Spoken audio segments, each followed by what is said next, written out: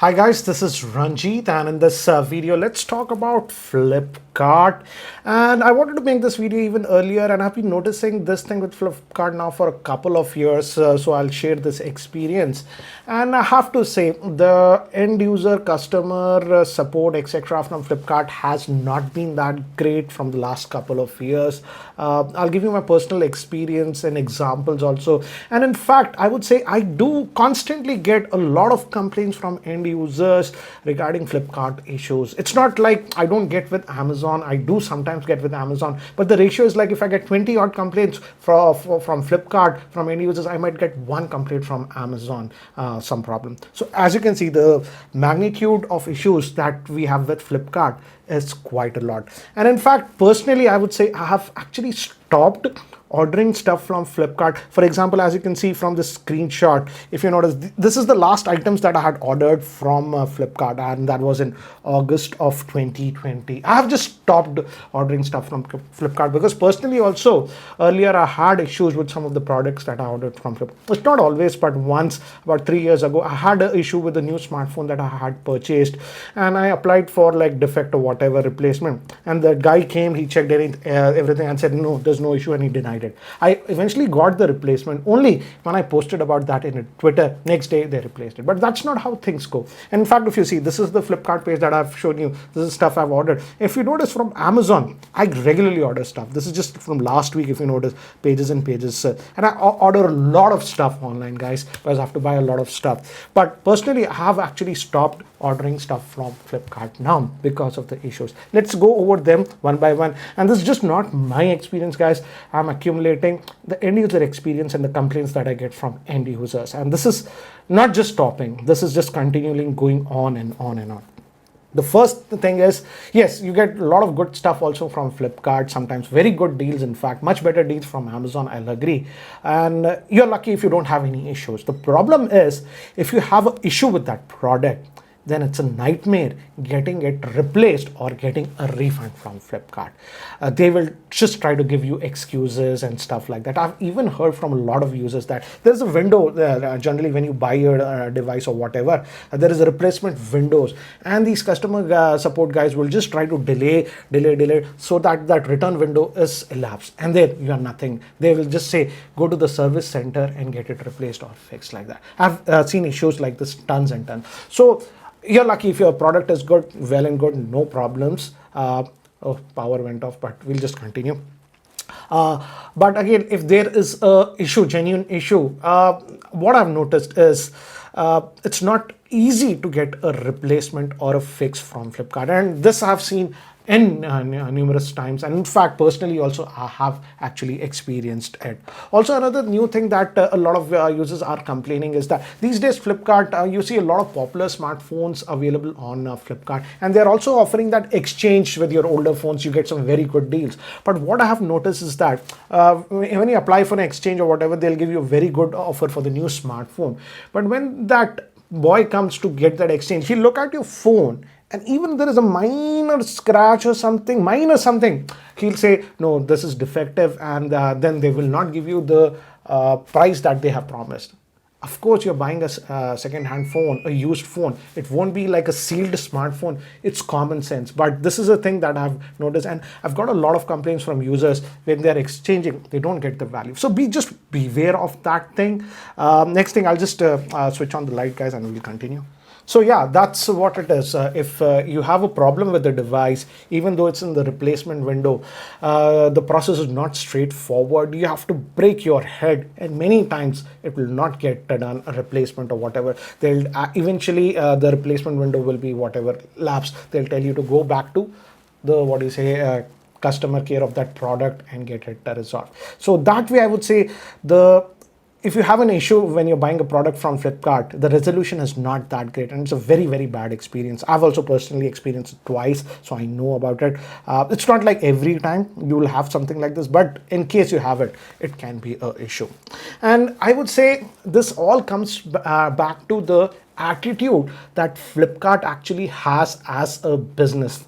For example, guys, if you notice, we generally on YouTube videos or whatever leave links in the description. We'll say available on Flipkart, leave, or available on Amazon. Do check out our link. We actually get a small affiliate commission. That's how it works. For example, let's say we buy a lot of smartphones, etc., to cover, of course, so it's an expense. Let's say a particular smartphone is just about 30,000 rupees. They're both affiliate programs with Amazon as well as Flipkart. And generally, they give a very small commission, 0.5 to about 1% on the sale. So let's say that smartphone is for 30,000. 1% is what? 300 rupees. So we get a commission if you buy from that link. And both Amazon also has this and affiliate program, Flipkart also has this. But again, the way the affiliate program on Flipkart has been running, I would say it's really, really bad.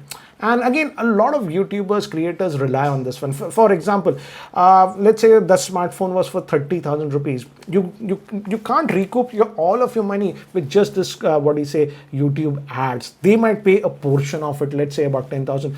But a lot of time, if a product is popular or something, you get a lot more income from affiliate. That is, for example, during the pandemic last year and prior to that, on Amazon, I made more money via the affiliate program rather than the YouTube AdSense program. That's how it is. I'll be very blunt. But Flipkart has artificial restrictions and stuff like that.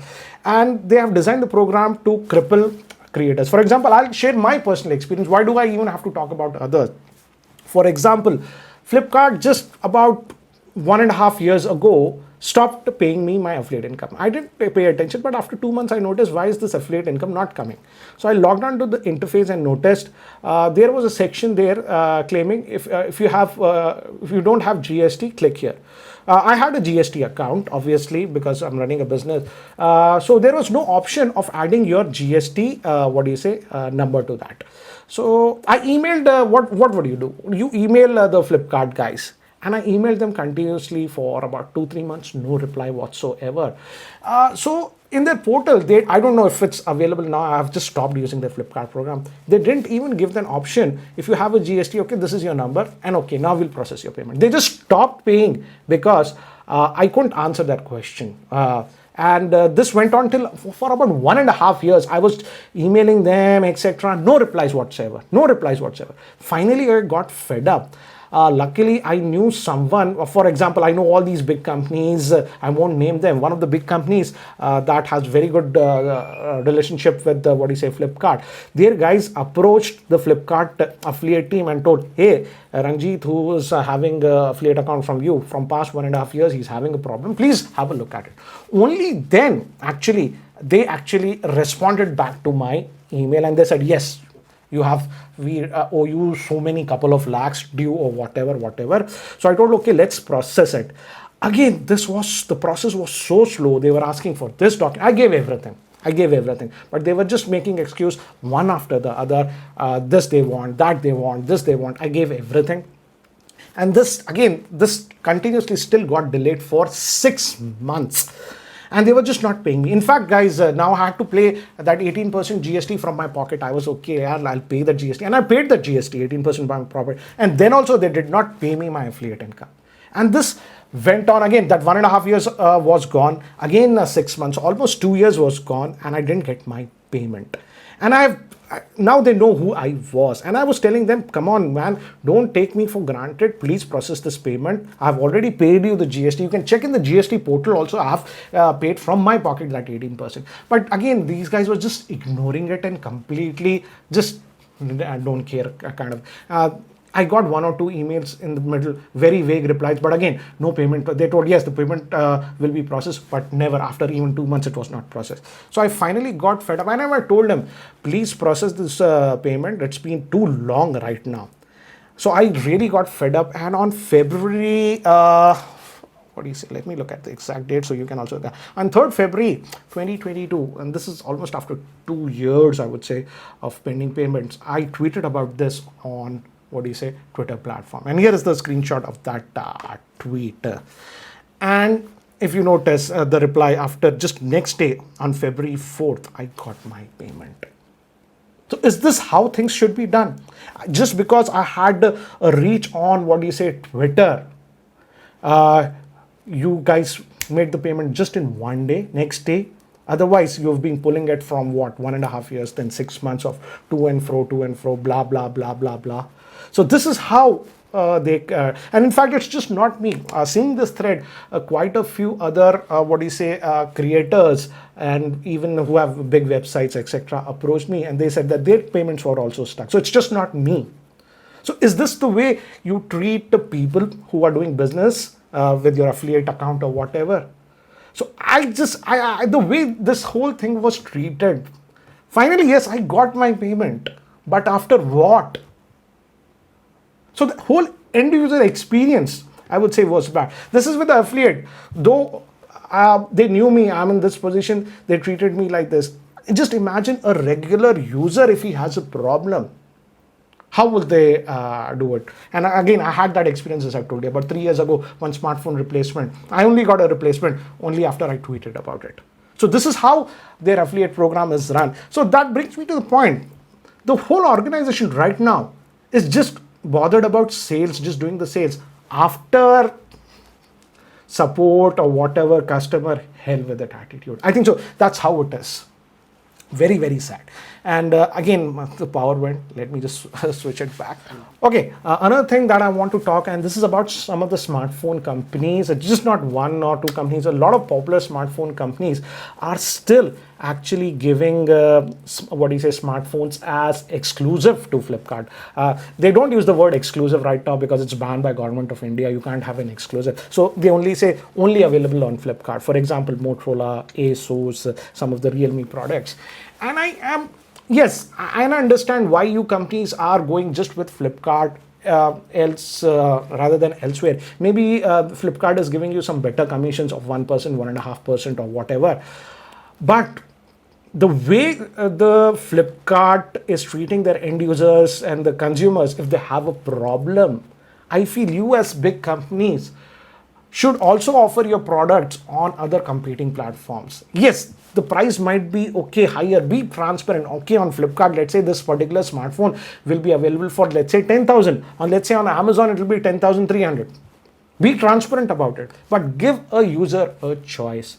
Because personally, I would say, I like some of the my uncles who are elder, etc., keep asking me about new smartphones and all this thing. And I generally like Motorola smartphones because they don't have adware, bloatware, even in the mid-range smartphones at are around 15,000-18,000. But personally, for some of them, I have stopped recommending them the Motorola phones because it's exclusively available on Flipkart. And I know if they have a problem, they'll come back to me. And the way the Flipkart works, they don't understand. I also cannot do anything about it, to be frank. That's the reason. Some of the smartphones that I generally like also, even in my family, if it's exclusive of Flipkart, I simply do not recommend them. I give them the second or third option that I have. That's the irony.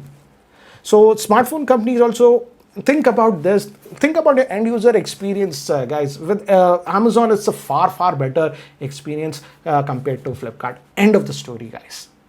So again, even smartphone companies shouldn't have just exclusives tied down to Flipkart. In fact, I have denied some smartphones that are, Flipkart exclusive. For example, the latest Samsung F series, I declined to review it. Maybe the product is nice, but I know it's a Flipkart exclusive. And if you have issues, you will be just breaking your head with it.